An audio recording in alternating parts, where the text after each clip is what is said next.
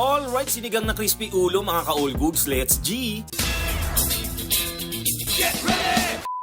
So ayun na nga, may natira sa aming crispy ulo, isisigang natin to. Nagpakulo na ako ng kamatis, sibuyas at okra. Nilagyan ko na rin dyan ng sinigang mix at 1025 na asin. At eto na nga ang crispy ulo na hiniwa ko kanina. Nilagay na natin habang kumukulo at syempre ilalagay din natin pati bungo. Ay nako, ang sarap-sarap talagang simutin yan. Alright, tikman natin kung masarap na. All goods! Lagay na natin ang siling pangsigang at syempre hindi kumpleto ang sinigang pag walang kangkong. Tignan mo naman brother, oh, quality!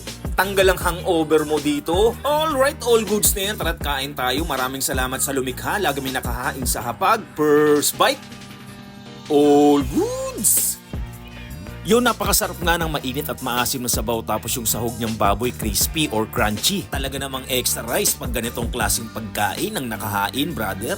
Nauuso na ngayon ganitong klaseng luto sa mga mamihan parisan na kung saan ang sinabawan ay sinahugan ng lechong kawali o chicharong bulaklak na crispy. Likas nga na creative ang mga Pilipino pagdating sa pagluluto. Pagdating sa kombinasyon at pag-imbento, all goods talaga ang luto. At lalo na pag si Brad Army nang dumali kahit tsamba, rapsa. At baka hindi ka pa nakapalo sa page ko, baka naman. I-comment down mo na rin kung taga saan ka idol para makita ko naman kung saan umabot ng video na to. Shoutout ko na rin ang ating mga ka-all goods na lagi nag-share ng mga video natin. Matsala! Okay, kita-kits sa next video. Kain muna tayo. All goods!